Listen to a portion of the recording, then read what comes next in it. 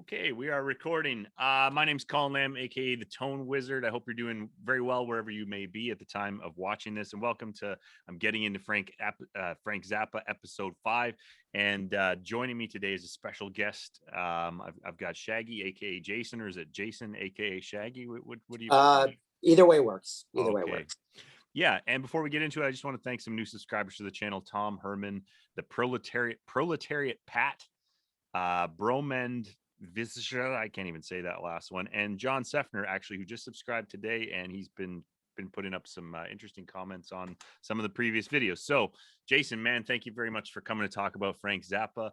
And just so that you know, Jason's got his own Frank Zappa show on YouTube, his own channel. It's called The Opinionated Hippie. I think that's how you'd find it, right? Yes. Yeah, and fucking get over there and check out some of his stuff I have. And yeah, let's get right into it, man. Thank you for coming on. Thank you for inviting me. Like my YouTube algorithms pop up any single person on YouTube who ever talks about Zappa. So yours was, I think, by far the most intriguing of them all. Oh, thank you. And your early journey and the way you described it and sort of your reaction to the albums that are my all-time favorite and which was a negative reaction for you and the ones you kind of glossed over was even made it even more intriguing for me to like see if you ever like got your foot in that door and found like that groove and found that thing that I think is there that's magical about Frank. That actually dovetails perfectly into what I actually wanted to bring up. So I wanted to address some comments that hit on exactly what you talked about and get your thoughts on it. So the reason I started doing this is obviously we're in lockdown. I started a YouTube channel and I've been looking for new music for a while. I mean, I've been driving around in my car. You have the Spotify list done. It's annoying to change the channel. So you just listen to the same 50 songs. And as I've said before in the episodes, a lot of friends of mine, musicians, people that I really admire, in general, love Zappa, and I just never got into it. So I thought it'd be a good time to give it a go. But the obvious thing that people have said to me is like, just listen, man, like just listen. But I would say contrary to that recommendation, it's a huge thing. A, Zappa's not really on the radio. B, nobody listens to the radio anymore. C, like there's a record shop down the road, but I could go in there and there's 93 albums and I could pick one that I just don't happen to dig. And I've said before too, like, the Beatles have 250 songs, and in my opinion, there's 20 or 30 stinkers in there. So I think, what would you say to somebody getting into Zappa like me? Like, would you say just listen, or do you think it deserves a deeper look?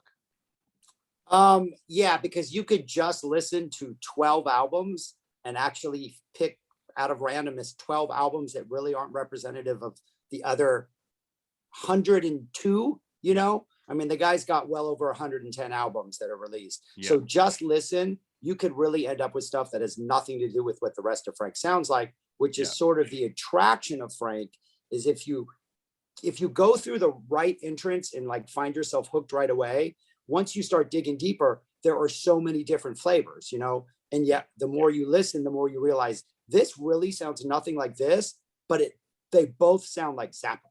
They both have motifs. They're both percussion driven. They're both completely random and eccentric and possibly offensive for the purpose of being offensive. Yeah. And you just have to be able to roll with that stuff. Yeah. Like just listening is good advice if you're willing to commit yourself to liking Zappa, because you can't you've listened enough where if you're like grooving along like this, something's going to happen that's going to take you in a completely different direction. And if you're intent on listening, like by trying to understand what's happening, you're going to frustrate yourself. Yeah. But if you just listen and let the music wash over you and you go with the left turns and the U-turns and the sudden like detours, you're going to like finally maybe be able to find the groove that runs over a 20-minute song, but isn't really there in minute bursts, if that makes any sense. Yeah. It's not he's not a groove oriented artist. Yeah. I mean, like what I would fairly say is like when I kind of went and this is going to get into another comment that I kind of want to address is that like, I think one of the earliest things I listened to was the Jazz Discharge Party Hats, just because somebody mentioned it in a comment. And then I went from there and somebody else recommended that I give a listen to Ride My Face to Chicago, which is a completely different era, completely different production, completely different Frank, really. And then somebody else showed me Peaches and Regalia. And then I was like, okay, well, I'm going to go back to the start and I'm going to start listening to the early stuff. And to comment on like, how I just kind of blased over some of your favorite stuff in there. I mean, I will just say that when I did the first episode, if it appeared to be judgmental, and I'll read a comment that somebody sent in, it's because it honestly was, because I was literally just like, I'm going to get into this today. And I just thought I'm going to empty my brain of like all the assumptions and cliche sort of things that I picked up. I'm going to put those out there because that is exactly representative of somebody who's definitely aware of Frank in the scope of the history of pop music and all that, but somebody who doesn't really fucking have any idea beyond just a little couple of tidbits. So somebody kind of chimed in. Brendan Salvador said, I watched the first episode and was expecting you to actually listen to some of Frank's music, and you didn't. All you did was rant about what a mean person he looks like, or his personality based on an interview that he did. And I'm going to paraphrase, and he did say, sorry if I seem to be mean, but he's just saying don't judge a book by its cover or whatever. And that was a fair commentary. And I just want to ask you, like, in listening to my first episode or any of the other videos, like, I'm not trying to come across as mean, but I'm also being honest with what I sort of see. And I mean, let's face it, like, Frank never really went out of his way to avoid being, thought of as a curmudgeon. So, yeah. Yeah. I have no problem with you even being mean. Yeah. Like, I'm surprised, like, the comments that I get on my channel, the ones who are like, well, this is just your opinion. I'm like, yeah, that's the whole point of me having a channel, is to voice my opinion. It's literally in the title. And so I'm like, I'm not doing this because I'm trying to change I'm trying to change people's mind on my channel. I want them to like look at Frank in a different way and give him a second chance. But if you don't like it, you don't like it. It's music. It's subjective. Watching that first video of yours when you said the song you were going to check out was Jazz Discharge Party Hats. The video in which that album is on, that is one, probably like 55 albums were released when he was alive. I think that album was 53 out of 55. And that song is one of my least favorite songs of all time of Zappa's. Like, I hate Jazz Discharge Party Hats. To me, that's a horrible, horrible song. I hate the content. I hate what it's about. I hate that little talk, sing, and do this. But to me, that's like, ooh, I won't blame you if you don't make a second video after you listen to Jazz Discharge Party Hats. As a Ween fan though, and as somebody, like, I'm just interested in classic rock in general. I always have been. I grew up spoon fed it from my dad driving around in the old Subaru with the Zeppelin and the tape deck and stuff like that. And being a Ween fan, I can just say that you've got the song HIV. It's on a similar plane as the Jazz Discharge Party Hats thing. It's a snapshot from that time. It's like, it is what it is. But being a big Ween fan, I don't discount the rest of Ween because of that. But I mean, again, coming to it from no experience, like, it could have been easy if I was a person who's more socially, if I'm more outwardly socially concerned. I mean, obviously I'm socially concerned, but I don't let it, potentially exclude me from enjoying music. So. Yeah. And like, I'll say this, it doesn't offend me. I just don't think it's funny, and it's 7 minutes long. So it's painful to listen to. Like, I still like the HIV song. To listen to. Thank you for saying that. Yeah. And I love the HIV song. Like, I took a good friend of mine who's like into music, had never heard Ween before. I'm like, dude, you have to see them live. We're not even going to listen to albums. We're just going to go see them live. Took him to Stubbs in Austin, Texas. They opened with the HIV song, and here he is like, what did they just yell? AIDS like 4 times? I'm like, yeah. Everybody did. He's like, but that was some damn good music. I'm like, yeah, exactly. Speaking of Ride My Face to Chicago, I think that's a song Ween should cover. Like, I think Ween could kill Ride My Face to Chicago. Do the solo, man. I think I said when I reacted to it that it gave me a Dr. Rock vibe. Yeah, you did. Yeah. And I was thinking like a Johnny on the spot, like just break down the middle and just like solo and then build it back up again. And by the way, you know what? I don't want to digress into a Ween conversation. Right. Sorry. And if you will allow, maybe come on the show in the future and we'll do a Ween talk show. I also have a show. If you're new to the channel, I also have a show called Ween Talk. It's like 30 episodes in. If you'll come back and talk about that, because you said something intriguing in an email. We won't get into that. We'll stick on to Zappa. And so yeah. On the comment from Bernard Salvador, which was very civil and constructively critical. I'm always open to opinions. If you got anything to say in the comments out there, please let us know. But on that sort of judgment thing, and just briefly back to the Ween thing, man, I did a video on the Gene Ween meltdown. The singer of Ween had a meltdown on stage in Vancouver. It was a big part of Ween's history. I did a video on it because I was there. It was a firsthand experience, and I got some absolutely like nasty comments, the comments that are so bad that YouTube filtered them out. and it was like homophobic slurs and swearing and stuff like that, because people, I think, were probably drunk at the time. These are late night comments that usually come in, but people get defensive about Ween. And I've noticed just a little bit about that with Zappa. And I think that my personal thoughts are is that Frank doesn't need anybody to defend him. And I don't think he would ever solicit anybody to defend him. And I mean, um, I think that speaks for itself. I don't think he would need that. So yeah. I agree. Yeah. So another comment that somebody sent in, I had talked about Frank not really hitting the kind of what I like with in terms of songcraft, which is generally simple, structured songs with an emphasis on melody and some hooks and stuff like that. And a user, John Sefner, said something interesting. He chimed in and said, Zappa tore songcraft to pieces and reassembled it to his liking, which I just like that sentence. That kind of sums things up nicely.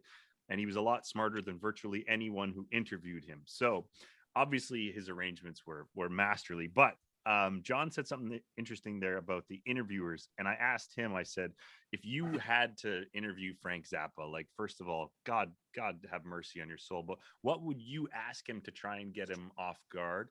And second of all, I think that some of these dumb interviewers, by asking him stupid questions, provoked really thoughtful responses from him about the music industry, about television, about what they were doing during the interview and stuff like that. So Jason, what would you ask Frank, or what would you say to Frank if you had to interview him? Because John chimed back and he said, I wouldn't interview Frank if my life depended on it. And that's a lifelong plan. I think I agree with John. Like the Zappa Family Trust, which is like running his estate now, they're releasing like album packages. So it's like 4 CDs. You get the album plus interviews plus outtake. And in these interviews, they're widespread, wide ranging. And every once in a while I hear one where I'm like, dude, that's a good question. Like, what is he going to say to this? And he's just a dick back. He's just like, this is what you complain about, Frank, is you have people who don't know your music, who don't know what you're talking about. Then they ask you a legitimate question about your music or why you do something. And your response is, oh, it doesn't matter. They just want to play Dynamo Hum anyways. They just want to hear Dynamo Hum anyways. Like, even when he's given the credit I think he knows he deserves, he brushes it off like, oh, it doesn't matter. I'm just here to entertain people anyways. I think it's a no-win. I think it's a no-win situation. Like, I think your best bet is to maybe ask him about people in his band. Like, if you want to ask about this person or this person, because I've never heard him do anything but lavish praise on every single musician he's ever played with. So you have to go at him by that angle. I think you have to be like, hey, talk about your experience with like this percussionist, Ruth Underwood. How'd you meet her? What'd you do? Because he'll go off for hours on that stuff. Don't ask him about Frank. Ask about the people he worked with. And I think you'll get a whole different side, and maybe you'll get some answers. But he had a chip on his shoulder. And, I think going back to what you said in that first episode about being arrested and set up and like set up by the FBI and tricked, it's like, who are you going to trust the rest of your life? You've already been sent to jail for being weird. Exactly. For being weird. Exactly. Anecdotally, I would just say that I remember my family used to vacation in Northern Ontario, and there was this guy on the lake who was like a genius mechanic. He was like he would build things for people and fix things for people, but he's a fucking miserable bastard. So you grinned and bared is like, going to like, you're paying him to do something, and he would, you'd bring a tractor or boat motor over to him to fix, and you're paying him cash money, and sometimes he just wouldn't even talk to you, wouldn't even look at you. You just drop the motor off and then get back in your truck and drive away. Right. You knew he was going to fix it for you, but just a miserable bastard. And again, I mean, that's obviously judgmental, but I mean, it's judgmental based on what I've seen. And I mean, even the fans and people such as yourself. But on that end too, I'm just going to say originally, I think that when I started it and then I watched I watched a couple of interviews, which I really enjoyed, and I talked about that. And I also watched the 2020 Alex Winter Zappa documentary. And at that point, I think episode 2 that I did, I was actually more interested in Frank than his music. Right. And I'd say the pendulum shifted away there. But I mean, here I am talking about him 5 episodes later. So I think there's a lot there for people. Now, on that note, have you seen the documentary, the 2020? I have seen the documentary. Yeah. I was disappointed only because there was some neat stuff, some neat interviews, but I was really hoping for more music. I am personally, I'm not like I have an entire channel dedicated to him, but it really is dedicated to his music.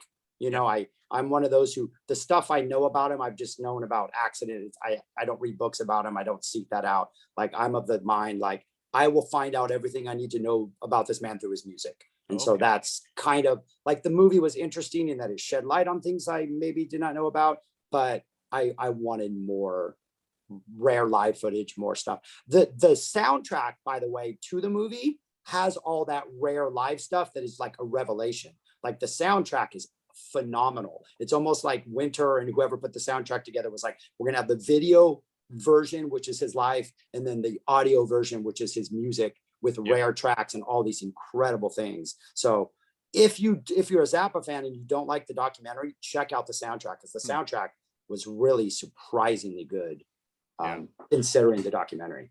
That led me into kind of poking my head into some of the footage from the 70s, because a number of people told me that the 70s is really where it was at. So I did skim through the 60s, but I just listened to Waka Jawaka, and I think I wrote it down, but I lost the paper. I wrote it down. I think it's like 36 minutes or whatever.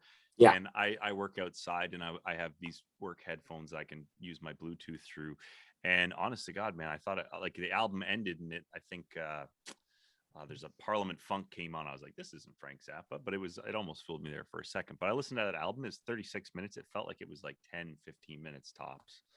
And with all the complex arrangements, like I'm a musician myself, and I keep hearing like little snippets of, like, it might be 2 minutes of a 15-minute song, and I'm like, that there's a pop song sitting right there inside all the other stuff. And I'm kind of like, there was a song called it might only be it just might be a one-shot deal. Yeah. Oh yeah, I was gonna bring that up. It's like 6 different songs. And I listened to that first time, and then I was off singing to myself. I was singing something that didn't actually occur into the song, but I was singing it to the melody of something in there. I was singing like, this might be a one-shot deal, but I don't think he ever actually sings that during in the song. I was like, fuck, I kind of want to cover that and just add those lyrics in there, because it's a really good I don't know if it's a slide or if it's just really good guitar playing. Like, it's a slide guitar solo. Fifths and thirds sliding around in there, all those country sort of runs. Fucking great stuff, man.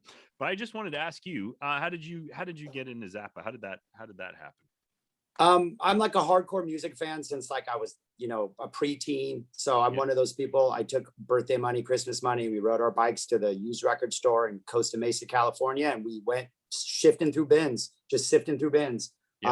I bought 4 of his on vinyl in high school that I didn't really like get really into, but I listened to a lot, but I wasn't crazy about. And then he released something on CD called You Can't Do That on Stage Anymore, Volume 1. And it essentially was like live from the 60s, live from the 70s, live from 74, like literally spanned his entire career over the course of 2 discs. And that was the thing that was just like, okay, I need to know this band from 73 and this band from 79, where this came from. And that was it. Like, that album kicked open the door for me. I was a Deadhead prior to that, hardcore metal fan. I'm pretty much into anything other than, say, bluegrass. I have a problem with bluegrass. But other than that, hardcore Ween fan, like, absolutely love Ween. Fish, all those things. So it's amazing the cross-pollination of those 3 bands, the common threads. I mean, that's, I've kind of built my channel on that sort of thing, just because it's like the Plinko chip thing. It just naturally falls into one of those 3 categories, and with the Grateful Dead. So Grateful Dead gateway drug to Ween. Exactly. It's that live music aspect. It's like every time you see them, it literally is an entirely different show.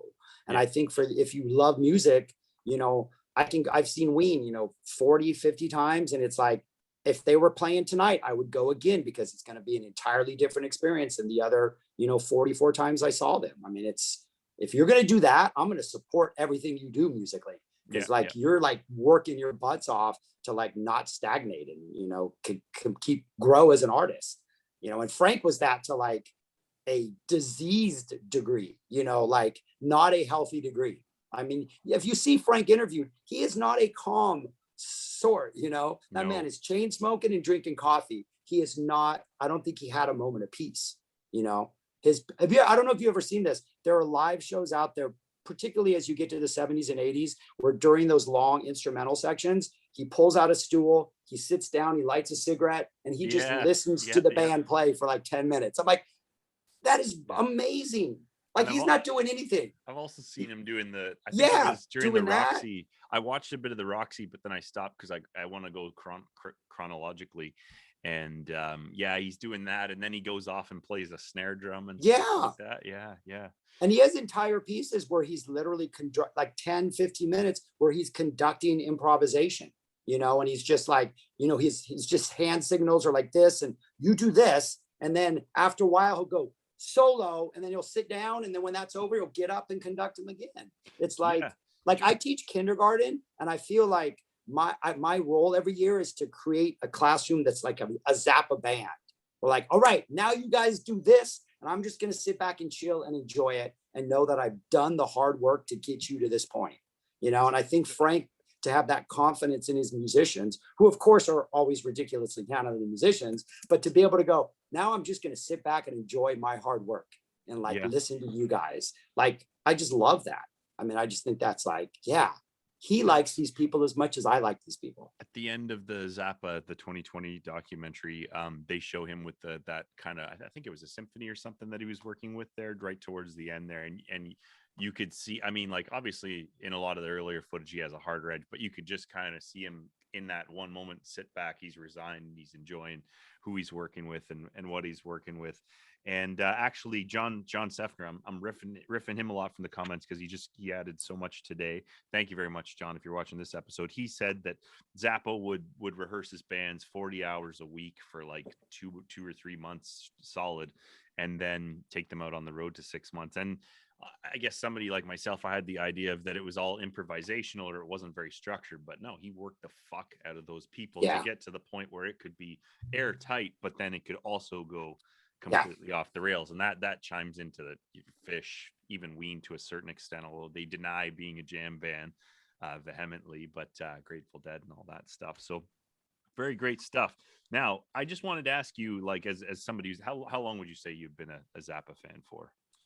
So like 84. So I was a freshman when I bought my first, but then that album, so I would say 18 was when I took the deep dive. So that was 88. So 33 years. Yeah. Do you see like a lot of people that are 18 now? Do you see a lot of people getting into Zappa and hopping on board like you did in this climate? No, like all the comments I get from my on my page are all like people like, I bought my first album when it came out in 71, so it's all people who are like holding on to it. But there's a lot of reaction videos on YouTube of like younger generations reacting to Zappa, and all of their responses are uniquely like, what the F is this, but in a good way. So, that's kind of one of the reasons I started this. Have you ever looked at the demographic of your channel? Like I've looked at mine, dude. I have not. 100% male, according to YouTube, and I've got 440. I know there's a couple of female subscribers that have commented on the Ween stuff, so maybe they've just said whatever, not to disclose this to YouTube, but it's like male 30, it's like 28 to 30 to 38 or whatever. And I was joking around before, it's just like other versions of myself on totally YouTube. 100%. That's why I wonder, like with regards to Ween, and like the last Ween show I was at the Nashville run in 2018. I keep saying it was 2019, but I think it was 2018, and it was just the same demographic and maybe some girlfriends who'd agreed to go along. There were definitely female fans there for sure, by all means. But like for the future of Frank Zappa, I mean, it's a tall order for somebody to sort of get in there, at least with the band like the Beatles or whatever. You've still got Hey Jude or something blasting at a football game, but I don't know what it looks like for him going forward. I'm sure there's going to be people listening to him forever and appreciating it. I have seen Dweezil Zappa's tours, and he tours his dad's catalog. He made it a point to like kind of redesign the way he plays the guitar, because before that he was a very Steve Vai, Joe Satriani type player, and he kind of reinvented his style to more emulate his dad. And he tours Zappa's material, and every time he goes on a tour, it's a new set list. He introduces, like, he even takes things that are not released officially, but would say like, my dad did it this way in June of 73, and now we're going to do it this way.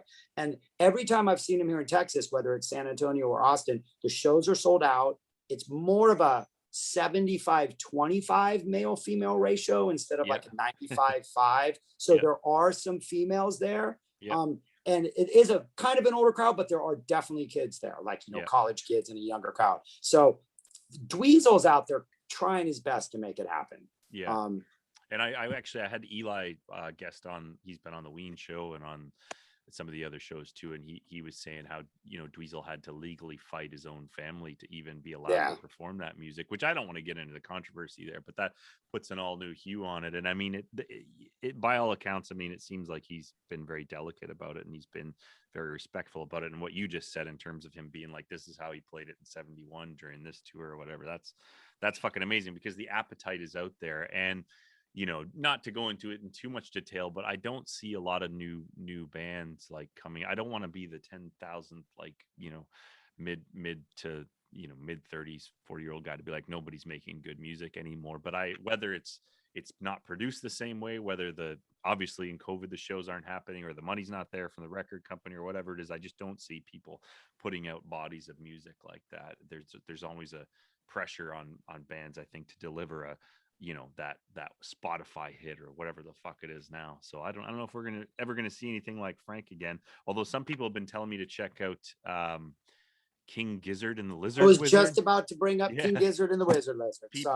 There's another guy, Bob Urzo, who's been emailing me about it as well. People are bugging me. I think I'm going to get on there next. I also want to check out the Devin Townsend project. You ever gotten into that? I know Devin Townsend. He's a little on the cheesy side for me. He's a very typical metal, but kind of cheesy metal. He's got jokes that are kind of good, not that funny.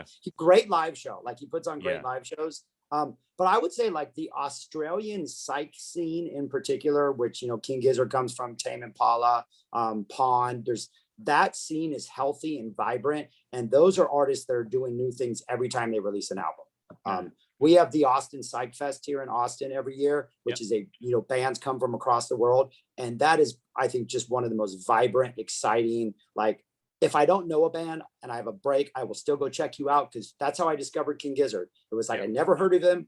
It was right after, like, their second album came out, and I saw that show and I've been a fan since. And it's like, I think it's still out there, but like the nature of music now and the internet and the sprawling choices we have, I don't know if anybody can galvanize the attention that someone like Frank possibly could have done in the past. This is a whole different world.